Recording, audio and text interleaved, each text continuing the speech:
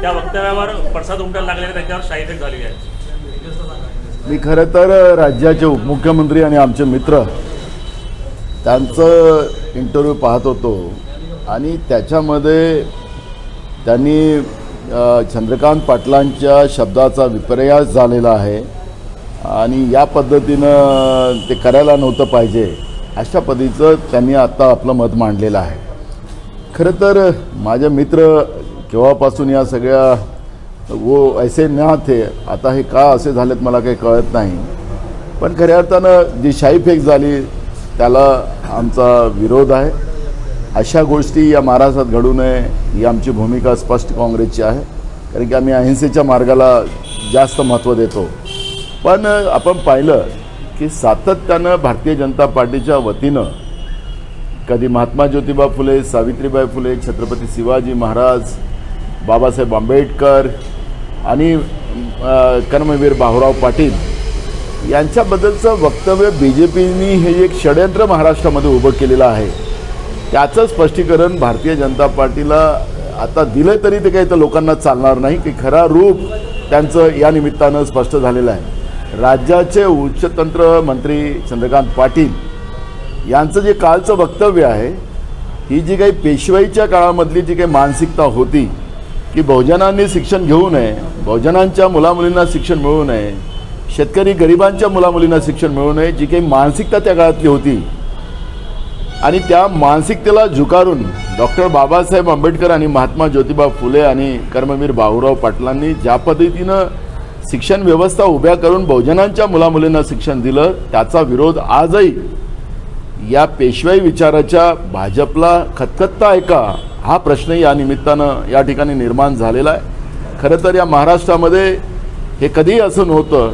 जे घडवायचं काम महाराष्ट्र कुठं नेऊन ठेवला, हा प्रश्न आता भारतीय जनता पार्टीला विचारावा लागेल. वैचारिक महाराष्ट्र, पुरोगामी महाराष्ट्र, या दोन्ही महाराष्ट्राची ओळख भारतीय जनता पार्टीने संपवलेली आहे. अशा पद्धतीची भूमिका आम्ही काँग्रेस पक्षाच्या वतीनं मांडतो आहे. दादांच्या वक्तव्याचा विपर्यास की ते निषेधार्थ आहे. आमच्या युवक काँग्रेस आणि NUCच्या मुलींनी आज काळे झेंडे दाखवून चंद्रकांत पाटलाचा निषेध केलेला आहे. इथपर्यंत लोकशाहीमध्ये ठीक आहे, पण ज्या पद्धतीनं या पद्धतीची व्यवस्था, पण खरं तर महाराष्ट्रामध्ये कायदा सुव्यवस्था राहिला की नाही राहिला हा एक प्रश्न या निमित्तानं ऐरणीवर येतो आहे. मंत्र्यावर जेव्हा शाई फेकली जाते, कारण की एका कुटुंबामध्ये जे काही प्रोटेक्शन आता दिलेलं आहे राज्य सरकारने, मंत्र्यांच्या नातवापासून तर पोरांपासून सुनेपासून जी काही आता ज्या पद्धतीनं संरक्षण दिलेलं आहे, मग मंत्र्याला पण संरक्षण असेल, पण मंत्र्याला शाई फेकतपर्यंत अशी परिस्थिती निर्माण झाली तर कायदा सुव्यवस्थेचा प्रश्न ऐरणीवर आलेला आहे महाराष्ट्रात असं वाटतं आहे. आणि मी मगाशी सांगितलं की हे निंदनीय आहे. कर्नाटकच्या मुख्यमंत्र्यांनी पुन्हा एकदा महाराष्ट्राबद्दल बडबड केली आहे. तुम्ही कितीही अमित शहांना भेटले असले तरी आम्ही तडजोड करणार नाही सीमा प्रश्नावर, असं ते बोलले. गुजरातच्या निवडणुकीच्या तोंडावर महाराष्ट्राचे उद्योग नेऊन वेदांतासारखा एक मोठा प्रकल्प त्या ठिकाणी नेऊन जे काही गुजरातच्या लोकांना आश्वासन देण्याचं काम नरेंद्र मोदीजींनी त्या काळात केलं आणि गुजरातच्या निवडणुका जिंकल्यात. त्याचप्रमाणे सीमावादाचा प्रश्न हा कर्नाटकाच्या बाजूने आहे, कारण की आपण पाहिलं की बोमई कर्नाटकाचे मुख्यमंत्री म्हणाले की सीमा आमच्या आहेत आणि त्या आम्ही आमच्या ताब्यात घेऊन राहू. प्रकरण कोर्टात आहे, एकीकडे राज्याचे उपमुख्यमंत्री सांगतात की न्यायालयात आहे आणि कर्नाटकचे मुख्यमंत्री सांगतात की ते आमच्या बाजूने आहे. हे काय चाललेलं आहे? आणि म्हणून कायदा सुव्यवस्था आणि केंद्रातलं सरकार, नरेंद्र मोदीचं सरकार हे मुद्दामून या पद्धतीचं महाराष्ट्राचे तुकडे करण्याचा प्रयत्न करत आहे. हे याच्या निमित्तानं सिद्ध होते आहे आणि हे महाराष्ट्र कधी खपवून घेणार नाही. उद्या मोदी नागपूरच्या दौऱ्यावर येत आहेत, कसं पाहता? समृद्धी महाराष्ट्राच्या पर्यटनाचं लोकार्पण उद्या होणार. ते त्यांनी ज्या पद्धतीनं छत्रपती शिवाजी महाराजांना औरंगजेबाची 5दा माफी मागितली अशा पद्धतीचं वक्तव्य केलं, तर आता याच्यापेक्षा स्पष्टीकरण काय देणार आहे भारतीय जनता पार्टी? आणि भारतीय जनता पार्टीने ज्या पद्धतीनं महाराष्ट्राच्या दैवतांचा अवमान करण्याचं काम सुरू केलेलं आहे, याला ते आता नाकारू शकत नाही. कितीही स्पष्टीकरण, विपर्यास वगैरे हे शब्द भारतीय जनता पार्टीजवळ आहेत, ते बोलतात आणि नंतर विपर्यास सांगतात, हे आता चालणार नाही. आणि राज्यातलं सरकारचं जबाबदारी आहे कायदा सुव्यवस्था सांभाळायची. पण सरकारच आणि सरकारचे मंत्री आणि सरकारचे आमदार हेच कायदा सुव्यवस्था बिघडवतात आहेत आणि महाराष्ट्राची प्रतिमा मलिन करताय. अशा पद्धतीचं चित्र होत असेल आणि राज्याचे गृहमंत्री आणि राज्याचे उपमुख्यमंत्री अगर त्याला सपोर्ट करत असतील तर ही निंदनीय आहे. गेल्या काही दिवसांमध्ये सातत्याने अशा पद्धतीचे वक्तव्य होत आहे, वाचाडवीर म्हणूनही आरोप होत आहे का? बघा, ज्यांनी दुसऱ्यांवर काय आरोप करायचे भाजपला बिलकुल कॉन्ट्रॅक्ट दिलेला आहे. कारण की लोकशाहीची लक्तरे टांगवायचं हे भाजपजवळ आता त्यांना सगळे अधिकारच मिळालेले अशा पद्धतीचे ते वागतात आहे, देशात असो की राज्यात असो. त्याच्यामुळे हे वाचाळवीर जे आहेत ते भाजपचे ते वाचाळवीर नाही आहेत, ते स्वातंत्र्यवीर आहेत असं त्यांना ते उपमा देतात. आणि म्हणून अशा लोकांबद्दल वक्तव्य करणं काही आमच्याही स्वभावालाही पटत नाही. हे काँग्रेसचाही विचार नाही, कारण की महाराष्ट्र हा पुरोगामी विचाराचा आहे, शाहू फुले आंबेडकरांच्या विचाराचा महाराष्ट्र आहे. या महाराष्ट्राची लक्तरं भाजपनं टांगवणं आता बंद केलं पाहिजे आणि जनतेचा आणि काँग्रेस पक्षाचा संयम आता त्यांनी बघू नये असा इशारा आम्ही या निमित्तानं देतो. कर्नाटकचे भाजपचे निंदनीय है, लेकिन आज युवक कांग्रेस और एनयूसी के हमारे लड़के और लड़कियों ने उनको काले झंडे दिखाकर उनका निषेध किया गया है.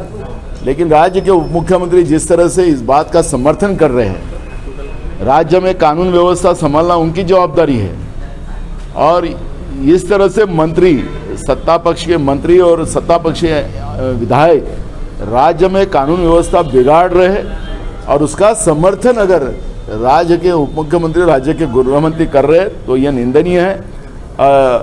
और जिस तरह से महाराष्ट्र के दैवत का अपमान करने का जो बीजेपी ने बीड़ा उठाया है, केंद्रीय भारतीय जनता पार्टी के प्रवक्ते सुधांशु त्रिपाठी इन्हें जिस तरह से छत्रपति शिवाजी महाराज के बारे में कहा कि औरंगजेब से 5 बार माफ़ी मांगी है, तो इनकी असली सोच जो है बीजेपी की उसमें स्पष्ट होती है. और जो चंद्रकांत पाटिल जो उच्च शिक्षण मंत्री है, उन्हें जिस तरह से बाबा साहब आम्बेडकर, महात्मा ज्योतिबा फुले, कर्मवीर भावराव पाटिल जी को भीख मांगकर इन लोगों ने शिक्षा का इस राज्य में काम किया है, इस तरह का वक्तव्य, ये आपको याद होगा कि पेशवाई जब इस राज्य में थी तो उस समय में किसानों के, गरीबों के, बहुजनों के बच्चों को पढ़ाई करना मना था. और उस समय में बाबा साहब अम्बेडकर हो, महात्मा ज्योतिबा फुले हो और कर्मवीर भावराव पाटिल हो, इन लोगों ने उस समय में सब बहुजनों के बच्चों को शिक्षा प्राप्त हो इसलिए की हुई कोशिश है. आज भी बीजेपी का जो पेशवाई जो है वो ख़त्म नहीं हुई. आज भी गुस्सा उनके मन में है और वो गुस्से को राज्य के उच्च शिक्षण मंत्री चंद्रकांत पाटिल ने अपने बात में व्यक्त किया है और ये माफी लायक नहीं है. पीएम का दौरा है नागपूर, महाराष्ट्रामध्ये ते येतात आहेत, महाराष्ट्राचे उद्योग त्यांनी नेलेले आहेत आणि जे उद्योग महाराष्ट्रासाठी महत्त्वाचे होते, जे उद्योग पूर्ण करून घेण्याचं काम त्यांनी करायला पाहिजे होतं देशाचे प्रधानमंत्री म्हणून. आणि पण ते गुजरातमध्ये घेऊन गेले. आता नागपूरला आलेत, एखाद्या घोषणा मोठ्या होतील, कारण की गेल्या 8-9 वर्षापासून हा देश मोदीजींच्या घोषणा आणि त्यांची शब्दफेक हा देश बघतो आहे. त्यामुळे महाराष्ट्राच्या हातात एखादी घोषणा येणार, मोठे मोठे उद्योगाच्या वगैरे घोषणा ते करतील उद्या, हे अपेक्षित आहे. कारण की ते घोषणा करणं हे त्यांचं स्वभाव राहिलेला आहे. त्याच्यामुळे उद्या महाराष्ट्रामध्ये येऊन ते घोषणा करतील आणि त्या घोषणेचे किती फायदे महाराष्ट्राला होतील हे आता सांगता येणार नाही. भाजपनं युग पुरुष वगैरे सुद्धा म्हटलंय पंतप्रधानांना आणि या समृद्धी महामार्गाचं समृद्धी येईल असे म्हटलं. आणि ऐतिहासिक दिवस असेल उद्या नागपूरकरांसाठी. शक्तिप्रदर्शन असणार आहे भाजप. मला पहिले मेट्रोचं कर्ज नागपूरकरांवर जे लादलेलं आहे ते माफ करून टाकावं आणि सगळं केंद्राने हे सगळं कर्ज आपल्या तिजोरीतून पैसे द्यावेत. कारण की हा जो पांढरा हत्ती मेट्रोचा बसवलेला आहे. आणि दुसरं समृद्धी मार्गामधलं तर आता नाही, पुढच्या काळात त्याच्या मागं काय काय लपलेलं आहे, कोणाची समृद्धी झालेली आहे हे आता आम्ही पुढच्या काळात आणणार आहोत. त्याच्यामुळे हा ऐतिहासिक दिवस राहणार की नाही राहणार मला माहिती नाही, पण जे नागपूरकरांवर जे टॅक्सेसच्या रूपाने जे कर्ज वाढवलेले आहे, मेट्रो असेल, अनेक विकास कामं जे कर्जरूपाने पैसे आणून नागपूरकरांवर टॅक्स वाढवलेले आहेत ते एकदा त्यांनी माफ करून टाकावं. आणि योगायोगाने ते विदर्भात येतात आहे. मोठ्या प्रमाणात महाराष्ट्रामध्ये विदर्भासहित मोठ्या प्रमाणात शेतकऱ्यांच्या आत्महत्या होतात आहेत. आणि त्याचं कारण मोदीजींना माहिती येते, कारण की ते गरिबीतून आलेले आहेत, त्यांच्यामुळे गरिबी त्यांना माहिती असेल, शेतकरी माहिती असेल असं मला अपेक्षित आहे.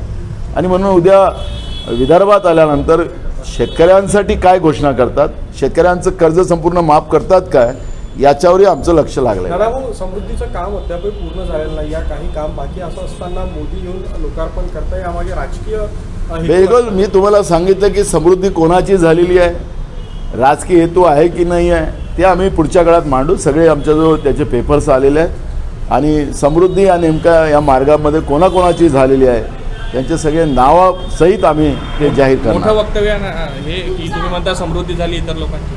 बिलकुल तुम्हाला लक्षात येईल. मी तुम्हाला सांगितलं की या समृद्धी मार्गामध्ये किती अधिकारी, किती नेते यांची समृद्धी झालेली आहे ते आम्ही पुढच्या काळात मांडू. केव्हापर्यंत मांड बिलकुल आता आलंच आहे, हे होऊ द्या सगळं. अधिवेशन तुम्हाला आम्ही सांगतो खूप सारे मुद्दे या अधिवेशनात येणार आहेत. त्याचा आता त्याची वेगळी पत्रकार परिषद घेऊ. अप्रत्यक्षपणे काय भाजपावरती तुम्ही आरोप मी काय बोललो की समृद्धी कोणाची झालेली आहे, कोण मंत्री त्याच्यात स्वाभाविक आहेत, कोण नेते आहेत, कोण अधिकारी आहेत, त्यामुळे मी या पद्धतीनं बोललेलो. दादा, सर, ये बताइए कि चंद्रकांत दादा